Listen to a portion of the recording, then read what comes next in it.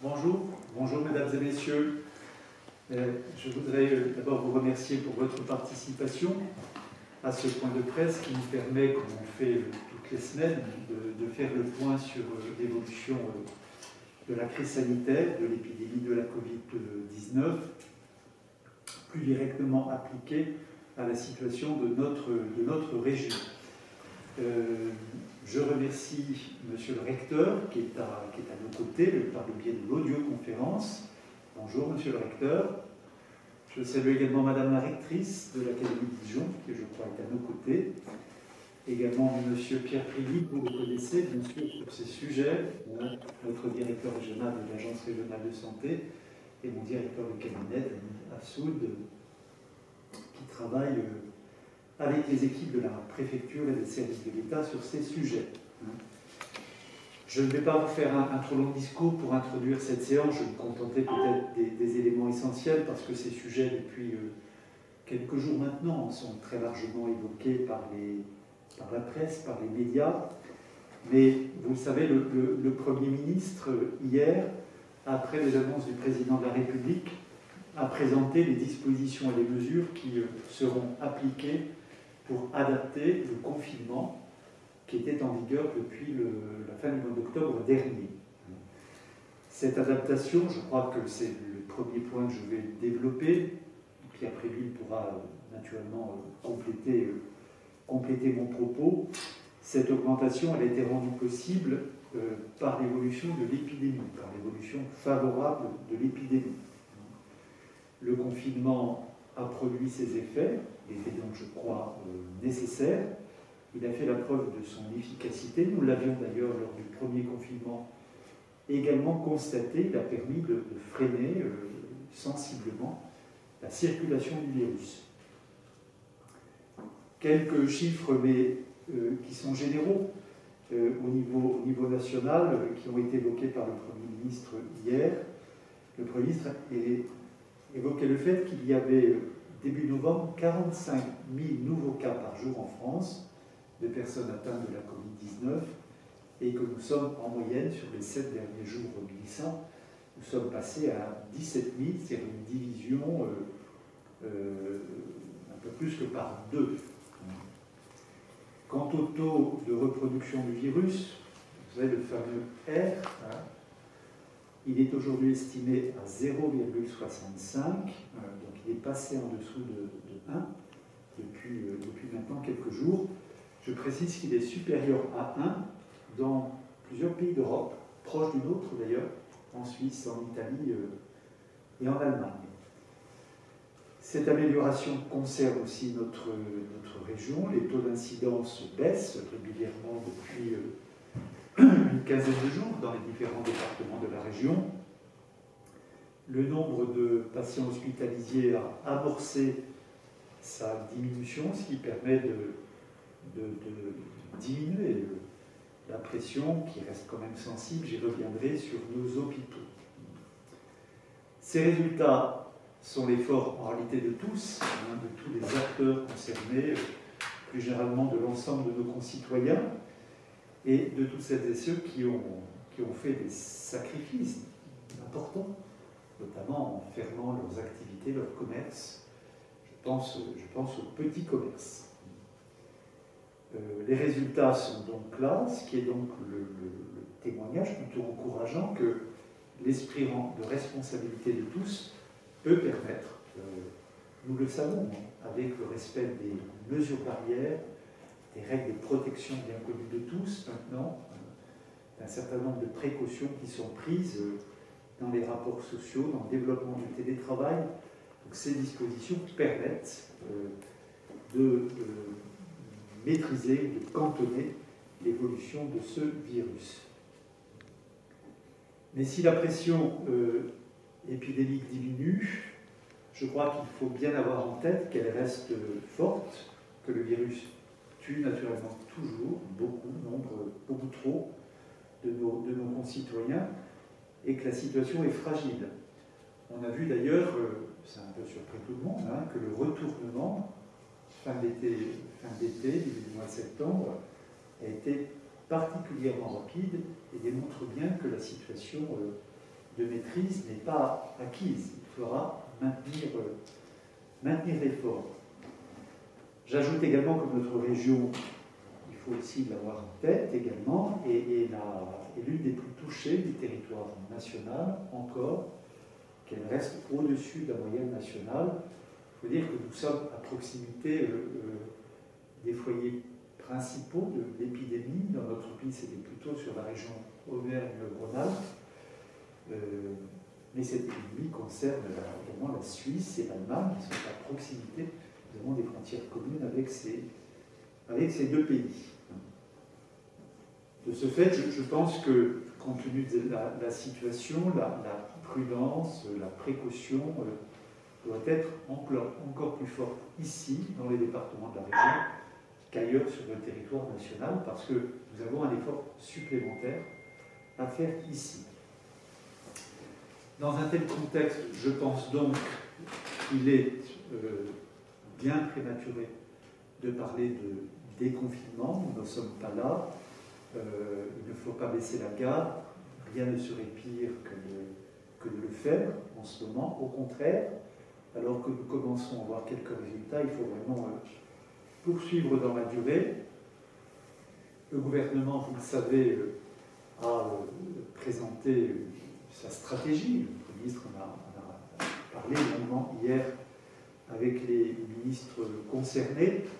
Je crois que, je vais essayer de résumer les choses, mais la stratégie du gouvernement, elle est claire. Elle est d'assurer sur cette question une vision progressive pour donner de la visibilité aux acteurs et à nos concitoyens dans la maîtrise de l'épidémie, en entourant chaque phase de l'évolution envisagée, chaque étape, par des précautions dans l'application qui restent nécessaires de règles strictes dans les différentes activités. Chaque étape, je les présenterai en quelques mots tout à l'heure, chaque étape est vérifiée, mérite une vérification, et elle dépend de l'évolution de l'épidémie. Et l'objectif fixé est de descendre, nous en sommes largement au-dessus encore, il faut le savoir, elle est de descendre à 5000 cas positifs par jour. Nous sommes aujourd'hui, disait le Premier ministre hier, à 16 000, 17 000. Donc nous sommes largement au-dessus, encore. Donc l'heure n'est pas au relâchement, mais toujours à la vigilance et à la responsabilité, et aussi à la mise en œuvre de la politique des tests, de se tester, de s'isoler rapidement et de le faire de manière rigoureuse avec le traçage assuré par les équipes de l'Agence régionale de santé et des caisses d'assurance maladie. Plus que jamais, se tester quand on a des symptômes, se tester vite. La capacité de test dans notre pays reste très importante, l'une des plus importantes des pays du monde. Se tester et ensuite s'isoler lorsqu'on est positif ou qu'on n'est qu'à contact. Et le faire vite en respectant cet isolement de manière extrêmement rigoureuse. Pour résumer, dans cette nouvelle phase qui commence à partir de demain, donc le 28 novembre, le samedi 28 novembre, il y a 3 étapes envisagées. Je ne veux pas être trop long, mais à partir de demain, les commerces et les services à domicile, dans le cadre, bien sûr, d'un protocole sanitaire strict, peuvent réouvrir jusqu'à 21h au plus tard. Les cultes et les offices dans la limite de 30 personnes peuvent également réouvrir. Les activités des libraires, des disquaires, des bibliothèques et des archives peuvent également ouvrir avec des protocoles adaptés. Et l'autorisation de déplacement, vous le savez, évolue. Elle peut permettre maintenant des déplacements pour motif de promenade ou d'activité physique en extérieur dans un rayon de 20 km du domicile et pour 3 heures. Ces nouvelles attestations sont disponibles sur le site du ministère de l'Intérieur. À partir du 15 décembre. Mais là, je le rappelle, hein, si l'objectif est atteint, les 5000 contaminations par jour, donc si la dynamique de baisse se poursuit, ça dépend quand même de chacun d'entre nous, le confinement, au sens strict du terme, sera levé. Nous aurons l'autorisation de nous déplacer sans attestation, y compris entre les régions, en évitant naturellement des déplacements inutiles, ça va de soi. Il y aura une possibilité de reprise d'activité pour les salles de cinéma, les théâtres, les musées, dans le cadre aussi de protocoles sanitaires stricts et d'un système d'horodatage permettant d'organiser la fin des représentations en fin de journée. Et un confinement, enfin un couvre-feu, sera applicable de 21h à 7h du matin, avec une exception, petite exception, pour les soirs des 24 et 31 décembre. Troisième étape, je vais à l'essentiel, à partir du 20 janvier, là aussi si les choses évoluent dans le bon sens, de nouvelles mesures de réouverture sont envisageables. La réouverture des salles de sport, des bars et des restaurants, la réouverture des lycées avec la totalité des élèves présents durant les cours, et puis 15 jours plus tard, la reprise des cours en présentiel de tous les élèves dans les universités. Voilà le résumé des différentes mesures. Je pourrais, si vous le voulez bien, répondre à vos questions. Ce que je voudrais dire pour terminer, c'est apporter quelques précisions en quelques points. Je l'ai dit, l'attestation de déplacement pendant une huitaine de jours, quinzaine de jours, reste nécessaire jusqu'au 15 décembre. Pour celles et ceux qui veulent se déplacer hors de leur domicile, il y aura naturellement des contrôles qui seront effectués de bon usage dans ces attestations par les services de police et de gendarmerie. Le télétravail est encouragé, reste fortement encouragé dans les services publics, dans les entreprises.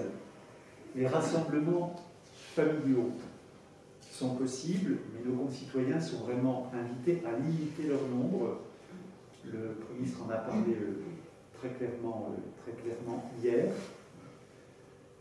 La jauge dans les commerces est limitée, vous le savez, à 8 mètres carrés par personne. Donc, responsables des commerces de détail sont invités à être attentifs, je sais qu'ils le sont, à l'application des protocoles.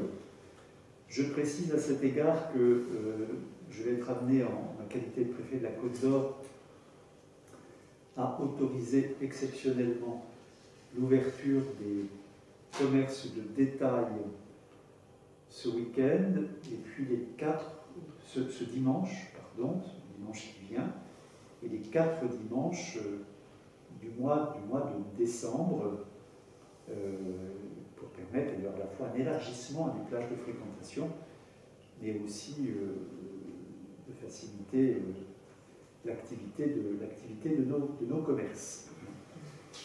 Je précise enfin que le gouvernement a prévu d'adapter le dispositif de soutien à certaines de nos activités. Pour résumer, tous les dispositifs d'urgence que maintenant chacun connaît restent en vigueur. Il y a une adaptation importante pour les commerces qui sont fermés, qui restent fermés, essentiellement les bars et les restaurants. Et là, il y a une aide supplémentaire qui est décidée, permettant une prise en charge de 20% du chiffre d'affaires par rapport au chiffre d'affaires de 2019 lorsqu'il y a des baisses de chiffre d'affaires de ces activités. Enfin, le gouvernement, vous le savez, présentera prochainement une stratégie vaccinale, une stratégie des vaccins, car nous avons maintenant bon espoir d'avoir la possibilité, mais il faudra un peu de temps encore, tout ça doit s'organiser, de pouvoir bénéficier des vaccins. C'est la seule façon d'ailleurs de se débarrasser, si je puis dire, de ce Covid-19. Il me semble que ce qui doit nous guider les uns et les autres dans cette nouvelle étape de la crise sanitaire, c'est trois choses. D'abord, toujours l'esprit de responsabilité de tous. Comme l'a dit le président de la République mardi, nous sommes en fait dans cette crise face à nous-mêmes. Parce que la réponse, c'est à chacun d'entre nous de la trouver. C'est ça la clé que nous avons pour maîtriser cette difficulté, cette épreuve. Donc l'esprit de responsabilité. Deuxièmement, la solidarité. C'est essentiel dans une nation. Et c'est la solidarité à l'égard de celles et ceux qui souffrent, mais aussi à l'égard de nos soignants, qui sont en première ligne. Et que je salue à nouveau pour ma part. Le police, d'ailleurs, a eu l'occasion, monsieur le directeur général, de reconnaître une nouvelle fois leur engagement, puisqu'il s'est déplacé à Dijon, vous le savez, samedi dernier,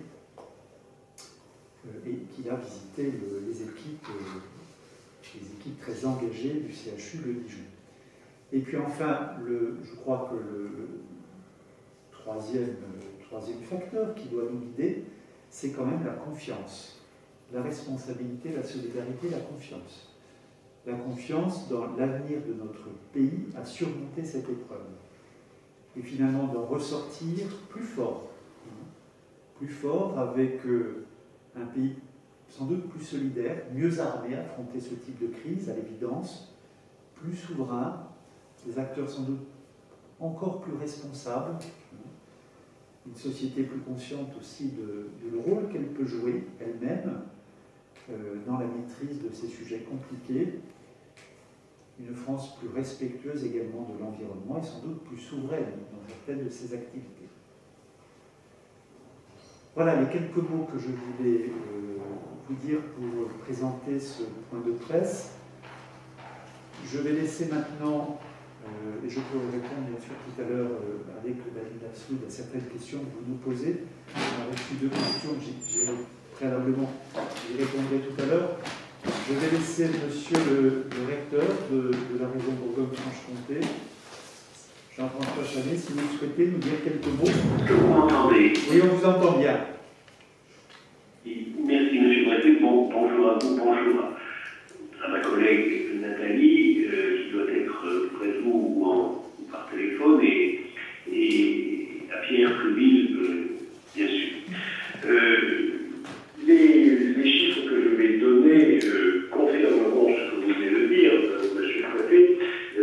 Nous attendons une baisse significative.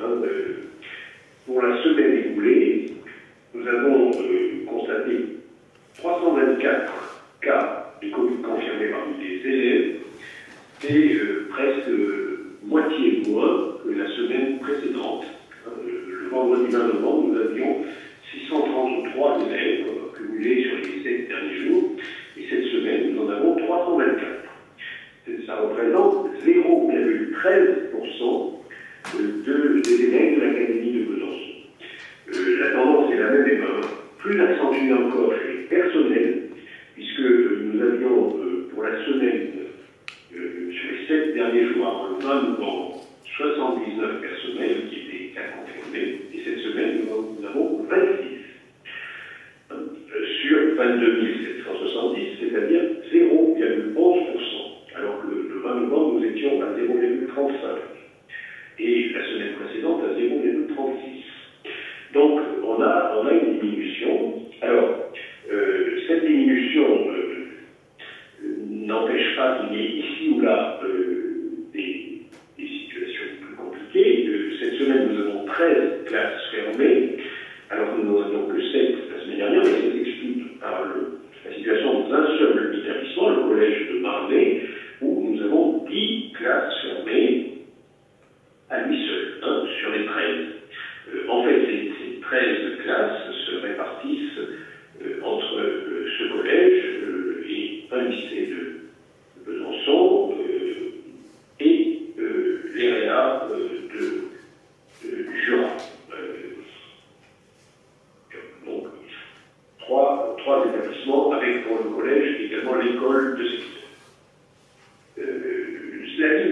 est partout très nette. Elle se répartit de façon à peu très égale, en proportion, dans les 4 départements de l'Académie de Besançon.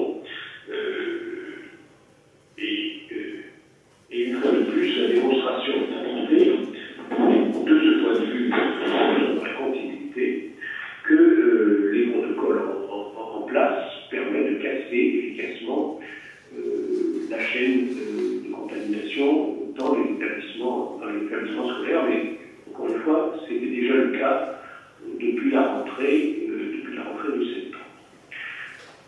Néanmoins, comme il a été demandé de notre ministre, nous avons mis en place un régime mixte qualifié d'hybridation entre l'enseignement en présentiel et l'enseignement en distanciel dans un certain nombre de nos lycées.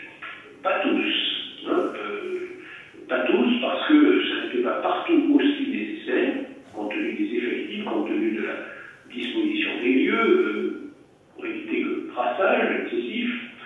Et il y a une première différence à faire. Elle est entre l'enseignement général et la voie professionnelle. Dans la voie professionnelle, compte tenu des besoins des élèves de travailler sur le plateau technique, compte tenu de leur nombre, nous avons beaucoup de petits lycées professionnels ou de sections d'enseignement professionnel dans les lycées polyvalents. Nous nous sommes efforcés de maintenir partout, ou le plus possible en tout cas, le présentiel. J'étais hier après-midi au lycée de Moirans-Montagne, j'ai pu constater que les élèves de ce lycée des Pieds-du-Bois étaient au travail à bonne distance les uns des autres, avec toutes les précautions prises. D'ailleurs, cet établissement à aucun moment n'a connu de situation sanitaire préoccupante. Dans les lycées généraux technologiques, un régime d'hybridation donc a été progressivement mis en place, avec des variations dont il ne faut ni s'étonner ni s'inquiéter.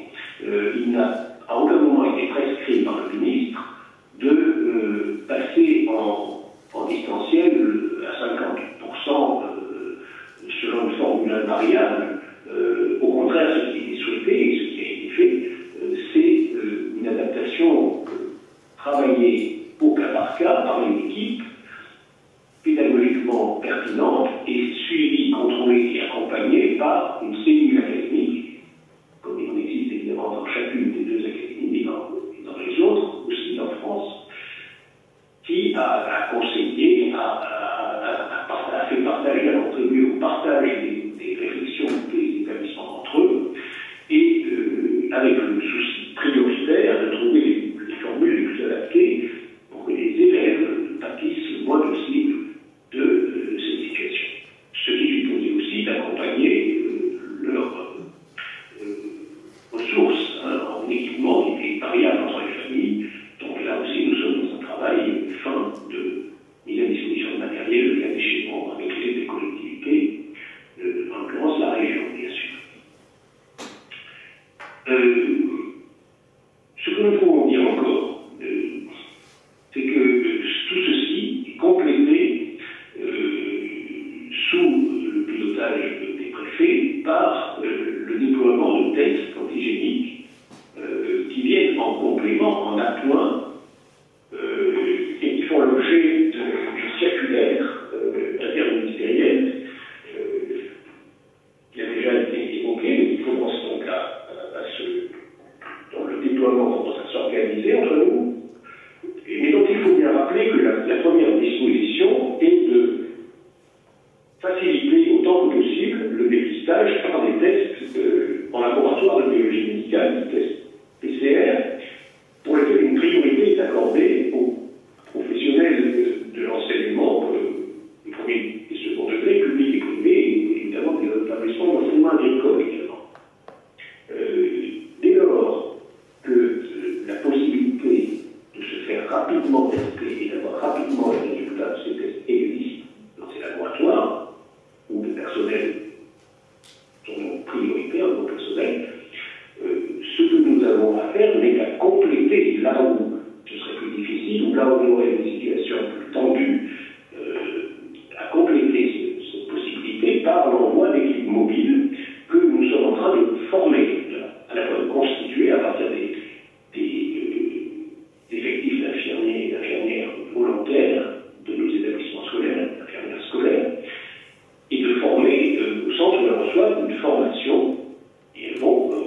pouvoir, dans les jours qui viennent, continuer à recevoir une formation qui leur permettra d'être partout opérationnel la semaine prochaine. Voilà, monsieur le préfet, ce que l'on pouvait donner comme notation générale de la situation dans la région de Rouen-Franche-Comté et dans l'académie de Besançon. Merci, monsieur le recteur, pour cette présentation. Madame la rectrice de l'académie de Dijon. Madame la rectrice, voilà, ça y est, on vous entend. On vous entend. Bonjour. Très heureux de vous entendre. Bonjour, monsieur le préfet. Bonjour, monsieur le recteur, cher Jean-François. Bonjour, monsieur le directeur général de l'ARS, cher Pierre. Et bonjour à tous les journalistes qui sont avec nous. Si vous me permettez, monsieur le préfet, je vais m'inscrire comme à l'ordinaire en complément de ce que vient de dire Jean-François Chanet sur donc 3 points. Premier point, les chiffres concernant la situation sanitaire dans les écoles et établissements scolaires de l'académie de Dijon. Le deuxième point sur la méthodologie que nous avons retenue s'agissant du déploiement des tests antigéniques dans les établissements scolaires, du premier et du second degré. Et le troisième point qui sera rapide sur la continuité pédagogique dans les lycées. Alors, s'agissant du premier point sur les chiffres relatifs à la situation sanitaire en école et établissement scolaire, la situation s'améliore très nettement dans l'académie de Dijon aussi. Je rappelle que les chiffres que je vais donner sont assis sur les déclarations des parents. On ne va pas revenir sur cette question de méthodologie qui a suscité une polémique qui est désormais tarie parce que nous l'avons bien éclairée. Donc, 0 structure scolaire fermée au 26 novembre dans l'académie de Dijon. Donc, le point de situation que je fais, c'est au 26 novembre, à partir de données sur les 7 jours précédents. Donc, 0 structure scolaire fermée, 2 classes fermées dans Lyon, une en école, une en collège, 298 élèves cas Covid confirmés, contre 536 cas le jeudi d'avant. Donc ça représente moins 37%. Le pic semble être passé, mais je ne m'aventure pas sur ce terrain puisque l'expertise de Pierre Félix sera bien plus intéressante que la mienne. 718 élèves en édiction, ils étaient 1597 le jeudi d'avant. Et 23 personnels de l'éducation nationale en cas Covid confirmés, ils étaient 52 le jeudi d'avant. Si on regarde les choses en termes d'évolution en pourcentage entre le 19 et le 26 novembre, ce qui est frappant à notre niveau, c'est que on est en baisse partout. Si je prends par exemple les écoles, qui est un point intéressant, en Côte d'Or, c'est moins 40% entre les deux dates. Dans la Nièvre, c'est moins 25%. En Saône-et-Loire, moins 74%. Et le point d'étonnement et de préoccupation, c'est Lyon, puisque là, de manière inverse, on est à plus 39%. Mais je sais que Pierre Pridy aura des informations plus générales sur la situation de Lyon et je ne vais pas plus avant sur ce sujet. Je vous laisse bien évidemment son encartage sur ce point. S'agissant du déploiement des tests antigéniques, donc je vais insister sur la méthodologie que nous avons retenue dans l'académie de Dijon, sachant que je confirme totalement ce que Jean-François Chanet a expliqué en termes de complémentarité du dispositif de tests organisés dans les établissements scolaires, premier et second degré, précisant que sont concernés les établissements du public, du privé sous contrat et les établissements de l'enseignement agricole.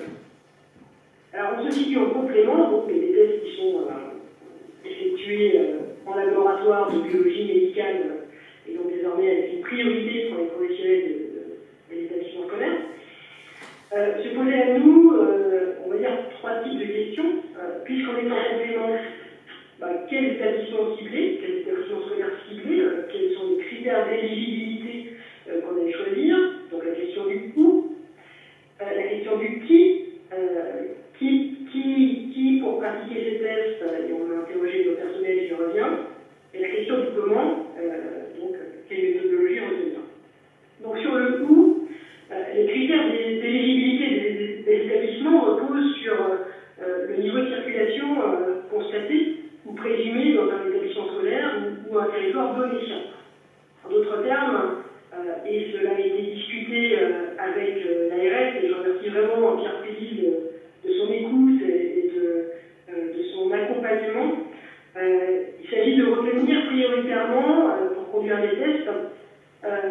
les établissements du secondaire pour lesquels un épisode Covid est en cours, par exemple une situation de cluster, soit les établissements appartenant à une zone géographique où l'incidence chez les moins de 60 ans est élevée. Nous sommes convenus que ces informations seront transmises par l'ARS aux autorités départementales et académiques chaque semaine. Et ce sont ces autorités qui vont déclencher à chaque fois les campagnes de test dans l'établissement. La question du qui. Nous avons interrogé les personnels de santé des établissements, les infirmières, pour demander quelles étaient celles des infirmières qui étaient volontaires pour la réalisation de cette mission. À ce stade, nous avons 70 infirmières qui ont fait connaître leur volonté de participer à cette campagne de test. 70 infirmières sur les 240 que compte l'Académie au total. Donc je les remercie à travers cette conférence de presse de leur investissement qui est très important aux côtés de l'ensemble des personnels de santé. Ces personnels vont être très prochainement formés, Jean-François Chanet l'a dit. Il s'agit d'une formation d'une durée de 2 heures qui va permettre d'appréhender à la fois les aspects techniques, réalisation des prélèvements, et les aspects procéduraux. Et puis enfin, j'en reviens à la question du comment, puisque on a choisi une méthodologie un petit peu différente de l'Académie de Besançon, parce qu'on se sur nos particularités. Nous privilégions une organisation des tests par pôle, c'est-à-dire dans les établissements qui comptent au moins un personnel de santé volontaire. Et au vu des volontaires, le maillage territorial permet une bonne couverture du territoire. La prise de rendez-vous est centralisée, selon une organisation qui est à la main des ASEM, dans chaque département. Et pour les zones les moins couvertes, nous nous appuierons de manière complémentaire sur le réseau des praticiens de ville et des pharmacies, puisque nous avons examiné ce qu'il en était sur le site santé.fr et la complémentarité semble être au rendez-vous. Et s'agissant des tests qui donc seront réalisés en établissement, les infirmières nous ayant fait part de leur souhait de fonctionner en binôme. C'est le choix qui va être fait. Un binôme sera constitué de l'infirmière de l'établissement, aidée par l'une de ses collègues dans l'établissement de proximité, quand c'est possible, ou bien on sollicitera l'appui des SDIS, de la Croix-Rouge, secouristes, pour constituer le binôme en question. Bien évidemment, tous ces personnels bénéficieront d'équipements de protection individuels adaptés et seront défrayés pour leur trajet éventuel. Et les résultats des tests ils seront communiqués à la CTRM pour que les opérations de tracing puissent être réalisées.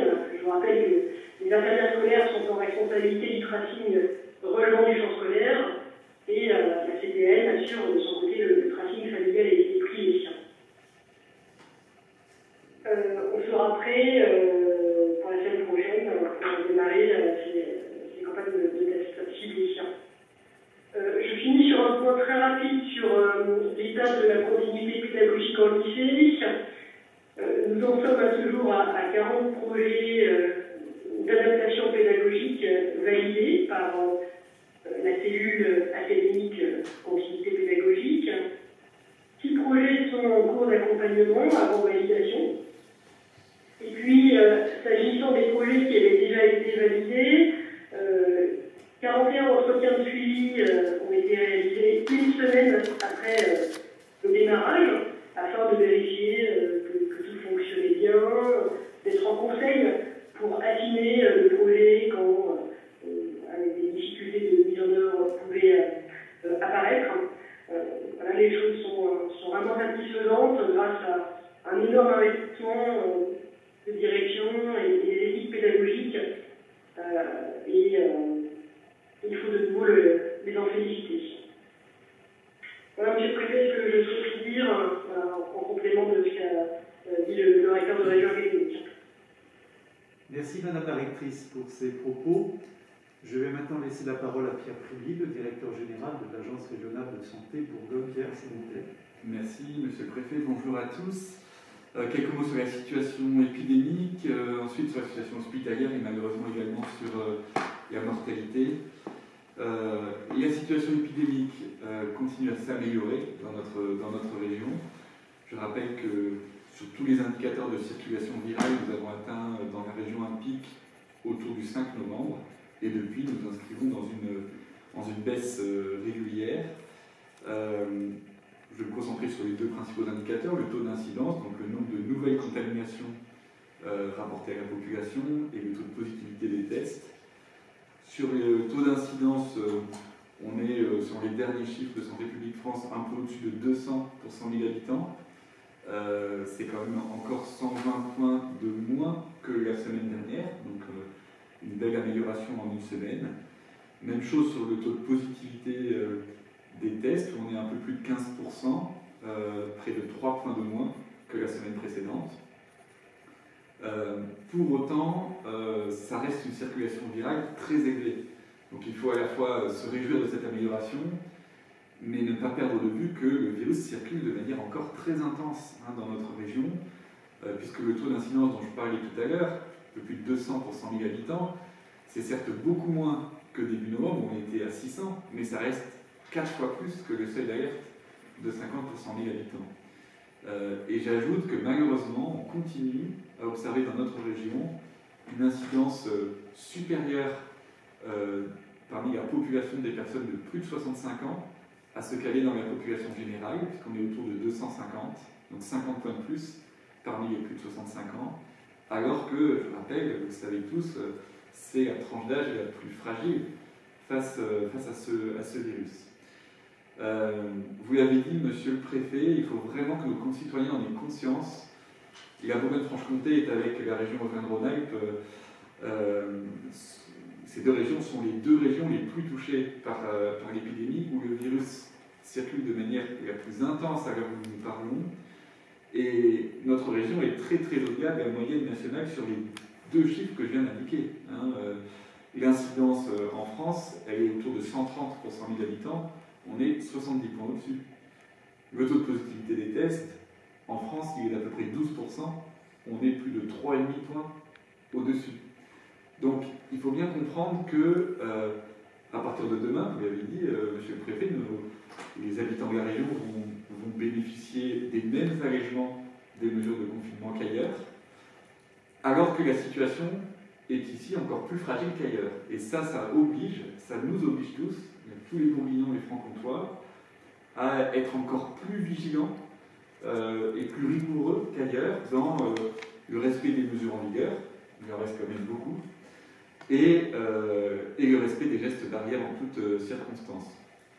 J'ajoute que quand on regarde au sein de la région, on a deux départements qui sont encore significativement au-delà de la moyenne régionale, laquelle est au-delà de la moyenne nationale. Donc ce sont deux départements qui se distinguent quand même par une circulation encore plus intense à l'heure où nous parlons du virus, c'est le Doubs et l'Yonne. Dans ces deux départements, on a une incidence autour de 250 pour 100 000 habitants, un taux de positivité des tests autour de 18%, et une incidence chez les plus de 65 ans autour de 300 pour 100 000 habitants. Donc il y a encore plus qu'ailleurs vigilance à avoir pour les habitants de ces deux départements et grande rigueur dans le respect des gestes barrières. Un mot sur la situation à l'hôpital, elle reste très tendue, même si elle présente des signes d'amélioration. Le flux d'entrée, c'est-à-dire le nombre de patients qui entrent à l'hôpital chaque jour du fait de la Covid-19, a bien atteint un pic autour du 9 novembre, un pic avec 180 hospitalisations en une seule journée dans toute la région et 25 entrées en réanimation. Et depuis, il diminue, mais attention, le nombre d'entrées quotidiennes reste quand même très élevé. On est à 80 personnes par jour qui entrent à l'hôpital du fait d'une forme grave de Covid-19 et une quinzaine d'entrées en réanimation également par jour. Donc vous voyez, c'est mieux que le 9 novembre, mais ça reste un rythme d'entrée qui est soutenu pour nos hôpitaux et qui témoigne d'une circulation et d'une dangerosité persistante du virus. Si on regarde maintenant l'indicateur du nombre de personnes total, pas les entrées, mais le nombre de personnes prises en charge à l'hôpital au moment où on se parle, il a atteint un plateau assez élevé depuis maintenant dizaines de jours, depuis le 16 novembre. On est autour de 1800-1900 patients, dont à peu près 250 en réanimation. Et ce plateau, et c'est quand même un bon signe, il commence maintenant à s'incliner à la baisse. Ça ressemble à ce qu'on a vécu, souvenez-vous, lors de la première vague.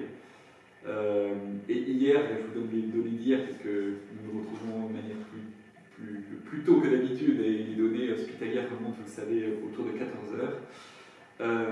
Hier, nous avions 1739 personnes hospitalisées, donc on était pour repasser en dessous des 1800, mais encore 235 personnes en réanimation. Donc ça, il faut vraiment se rendre compte que ça reste un niveau d'activité très élevé pour une seule pathologie et dans nos hôpitaux, et donc ça continue à surcontraindre l'activité hospitalière et à pénaliser les autres activités programmées qui restent très très largement contrariées, voire empêchées dans les hôpitaux de la région. Un autre bon signe, c'est que nous n'avons plus eu à faire depuis de nombreux jours maintenant de transfert de patients de médecine. Nous en avons fait beaucoup pendant cette deuxième vague, 119 très exactement, essentiellement depuis la Saône-et-Loire et le Jura, et ce n'est plus nécessaire depuis quelques jours. Nous poursuivons les transferts de patients de réanimation. Depuis le début de la seconde vague, nous avons 90 transferts de réanimation, donc 14 vers le Grand Est. Le ministre a indiqué hier que nous avions la possibilité d'effectuer 4 transferts du CHU de Dijon vers le Grand Est, très exactement vers Strasbourg. Un a eu lieu hier, un est en cours à le moment où on se parle, et cela non pas pour prévenir une saturation du fait d'une augmentation. On est quand même maintenant dans une diminution du nombre de patients pris en charge à l'hôpital. Mais l'objectif, c'est de permettre au CHU de réaliser les opérations chirurgicales urgentes, qui sont de plus en plus nombreuses, parce que plus on attend, et plus ce qui n'était pas urgent il y a 15 jours le devient aujourd'hui. C'est un enjeu majeur pour nos hôpitaux que de ne pas se retrouver en situation de ne pas pouvoir faire face aux autres urgences qui se présentent. Donc vous l'avez compris, à l'hôpital, c'est beaucoup trop tôt pour crier victoire, même s'il y a des bons signaux. Beaucoup trop tôt pour crier victoire face à cette deuxième vague. Et ce serait même, d'ailleurs, à certains égards, indécent que de le faire quand on regarde les chiffres de la mortalité, dernier élément, puisque là, par contre, il semble que nous n'ayons pas encore atteint le pic d'une mortalité qui reste très élevée. Nous avons plus de 150 décès depuis la semaine dernière à l'hôpital, et donc vous l'avez compris, puisque je ne communique pas aujourd'hui, alors nous parlons des chiffres d'aujourd'hui, ça n'est que sur 6 jours. 150 décès à l'hôpital en 6 jours, et toujours une centaine de décès, 100 décès de plus que la semaine, en une semaine dans nos EHPAD.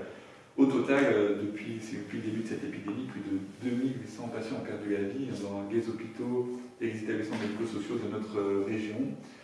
Voilà, pour finir, je vous invite, comme l'a fait M. le Préfet tout à l'heure, j'invite nos concitoyens à tenir encore, puisque à mesure que les allègements des mesures de confinement vont se produire, les gestes barrières vont redevenir notre seul et unique rempart face à cette maladie, et tout va donc reposer de plus en plus et à nouveau sur l'esprit de responsabilité et de solidarité de chacun. Voilà, ce que vous voulez dire de manière très générale sur la situation sanitaire. Merci beaucoup, Monsieur le Directeur Général, pour cette communication. Mesdames et Messieurs, nous pouvons maintenant, si vous souhaitez répondre à vos questions. J'ai à mes côtés Yannick Datsou, le sous-préfet directeur de cabinet, qui suit auprès de moi avec beaucoup d'engagement ces différents sujets avec les équipes qui travaillent à nos côtés. Alors, je commencerai peut-être par répondre aux questions qui m'ont été posées par certains d'entre vous. J'ai eu une question concernant la liste des restaurants de Côte d'Or pour les routiers, en me demandant pourquoi elle avait évolué. Donc là, je peux vous apporter des réponses, c'est très simple.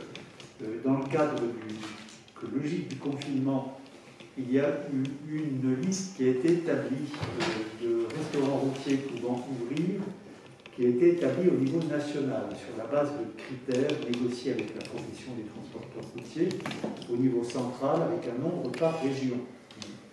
Et les échanges que nous avons eus au plan local, au plan départemental, en Côte d'Or, d'ailleurs les autres départements, ont fait apparaître la nécessité d'assouplir un peu les choses et d'aller au-delà du nombre de restaurants qui avait été fixé dans l'accord national.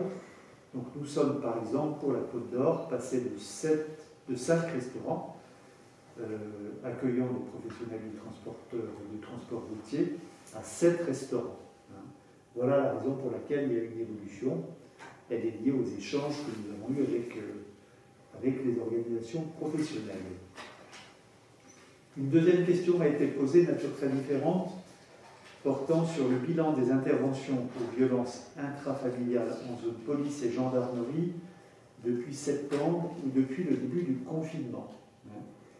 Là, je voudrais vous dire que cette question, pour ce deuxième confinement, comme pour le premier d'ailleurs, nous avions également cette attention portée sur ces violences dans les familles, pouvant être induites par cette période où les familles restent à domicile, et pouvant constituer une période malheureusement un peu plus propice au développement de ce type de violence. Nous sommes extrêmement mobilisés sur ce sujet avec les forces de police et de gendarmerie. Le gouvernement nous demande d'être extrêmement attentif sur ces questions. Quelques chiffres sur le deuxième confinement. D'après les données qui m'ont été communiquées par les policiers et les gendarmes, il y a eu 91 faits constatés du 30 octobre au 26 novembre, relevant de la catégorie des violences intrafamiliales. 26 en zone police, c'est une baisse d'ailleurs par rapport à la même période de 2019, une baisse de 33%, et 65 faits constatés en zone gendarmerie dans cette rubrique, ce qui représente une baisse de 47% par rapport à la même période de 2019. Voilà pour les données, donc une baisse par rapport à l'année précédente. Il faut quand même être assez prudent sur les analyses sur des durées trop courtes, sur des sujets pareils. Mais je voulais vous dire que, ça c'est important, que les services de gendarmerie ont pris la tâche et continuent à prendre la tâche des femmes qui se sont signalées sur ces sujets auprès des forces de gendarmerie de manière proactive, en prenant leur contact, prenant leur attache, pour leur indiquer, pour faire un point de situation et leur indiquer qu'on reste à leur disposition. Et les services de la police nationale vont engager le même travail auprès des femmes déjà identifiées sur des faits constatés pour maintenir ce lien et leur indiquer qu'on reste naturellement à leur disposition. Voilà ce que je voulais vous dire sur ces deux questions. Y en a-t-il d'autres, mesdames et messieurs?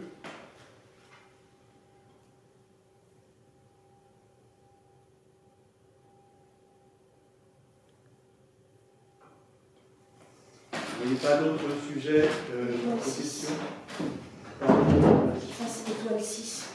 Alors, il faut faire étoile 6 si vous voulez poser des questions.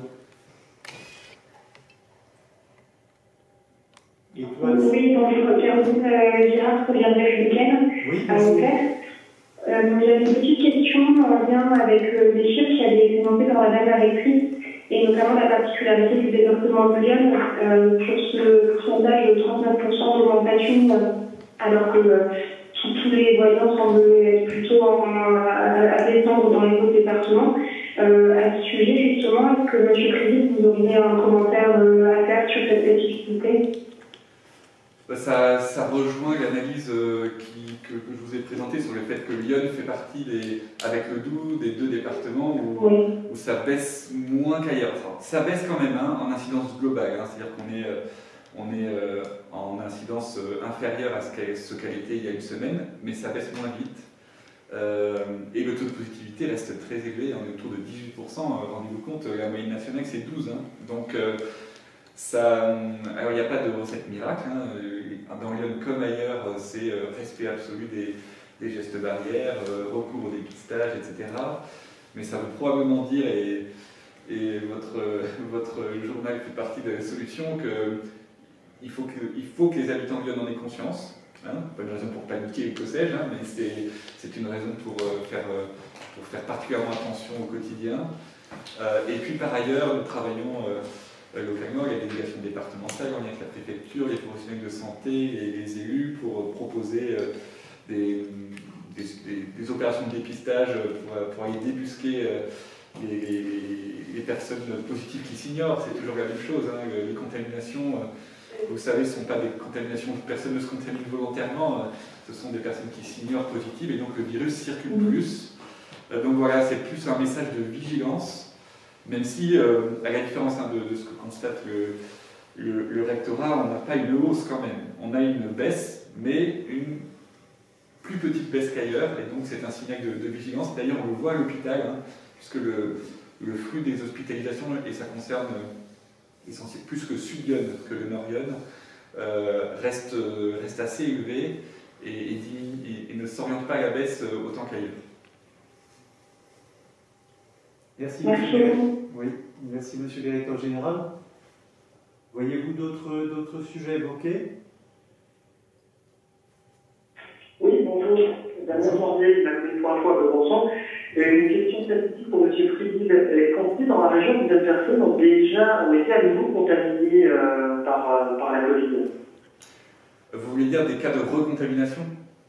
Des cas de recontamination, tout à fait. Non, je n'ai pas connaissance de cette donnée, parce qu'elle est très très difficile à recueillir. On ne peut pas la recueillir de manière statistique, puisqu'on a des gens qui, vous pourriez me dire, il n'y a qu'à regarder les mêmes personnes qui remontent des tests positifs, et ça ne suffit pas parce qu'on a des gens qui sont positifs très longtemps. Vous voyez, ce n'est pas forcément qu'ils ont été recontaminés, c'est que le test PCR est très sensible et on peut rester positif très très longtemps. Par contre, il y a des cas comme ça qui sont documentés effectivement dans la littérature, et ça permet de répondre à une question qui a été posée par un de vos confrères sur la question de l'immunité lorsqu'on a déjà été malade.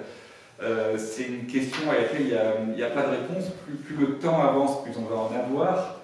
Mais dans la mesure où il existe des cas de recontamination qui ont été documentés, quand on a été contaminé, on ne peut pas s'estimer immunisé et immunisé pour l'éternité, quoi. Donc ça veut dire que malheureusement, même quand on a été malade, eh bien, il faut continuer à respecter les mêmes gestes barrières que le reste de la population pour éviter justement une hypothétique mais néanmoins possible recontamination. D'accord, donc pas de statistique et surgéeuse, on n'en trouve pas non plus. Non. C'est très... à ma connaissance, il n'existe pas de registre des recontaminations. D'accord, très bien, merci. Mesdames, Messieurs, voyez-vous d'autres sujets ou d'autres questions à nous poser? Bonjour. Bonjour. Jean-Christophe Tardivant, en Faudichon. Oui, pour rebondir sur le sujet précédent, on parlait évidemment beaucoup des personnes nouvellement positives et des personnes prises en charge, mais donc élargir la politique sanitaire des personnes qui ont été à un moment donné contaminées et positives.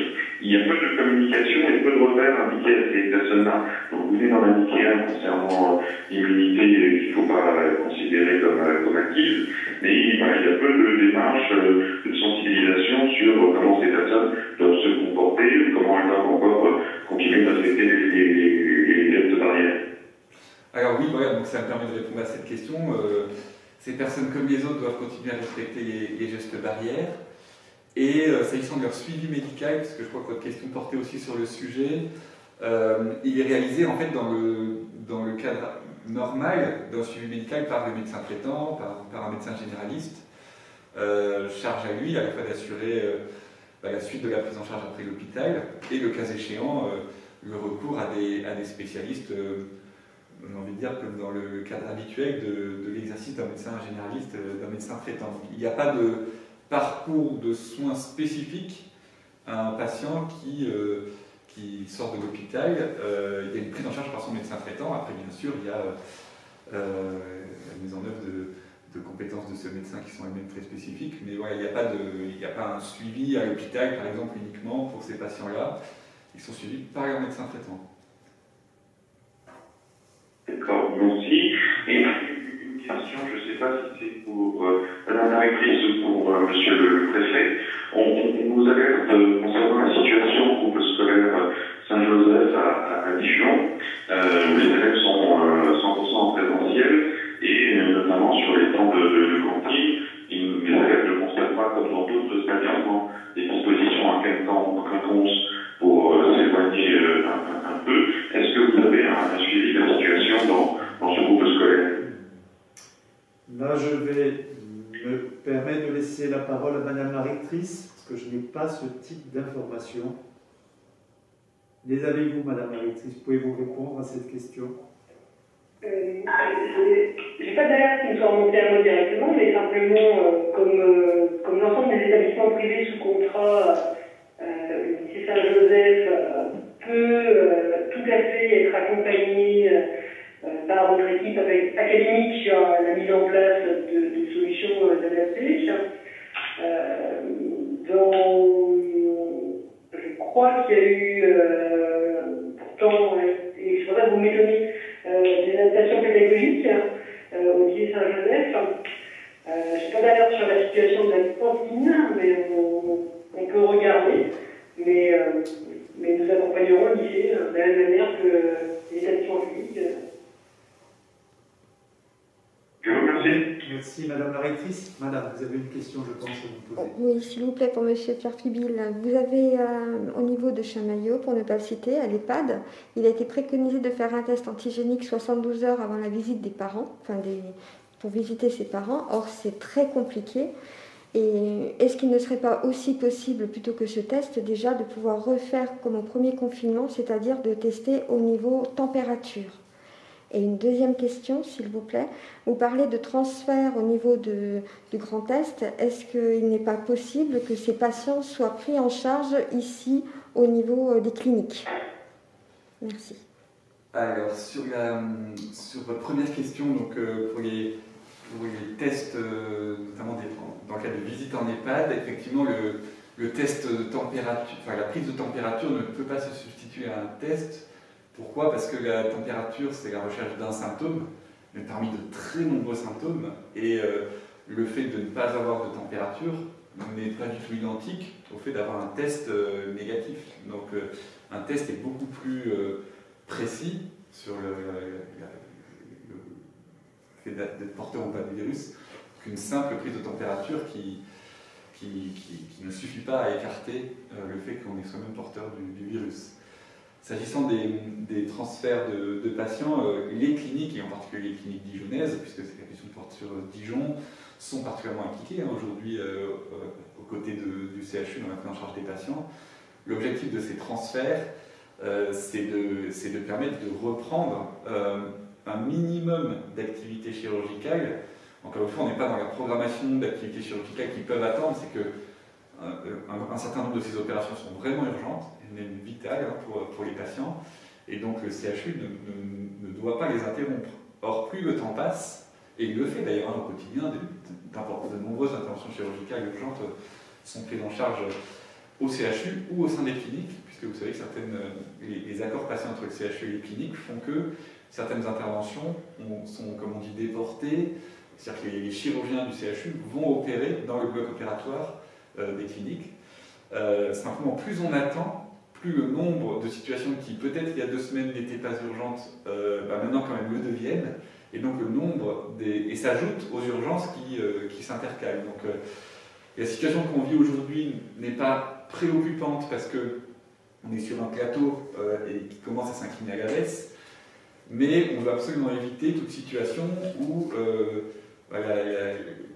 on ne serait pas en capacité de répondre à des urgences, notamment chirurgicales, de patients non Covid. Et c'est ça qui explique le transfert réalisé par exemple aujourd'hui. Merci beaucoup. Mesdames, Messieurs, on a fait le tour. Vous auriez d'autres questions? Bien, écoutez, Je vous remercie. Merci, monsieur le recteur, madame la rectrice, pour votre disponibilité. Monsieur le directeur général, merci. Et mesdames et messieurs, bon week-end. Et je vous dis sans doute à très bientôt. Merci à vous. Au revoir. Merci à vous, bonne journée.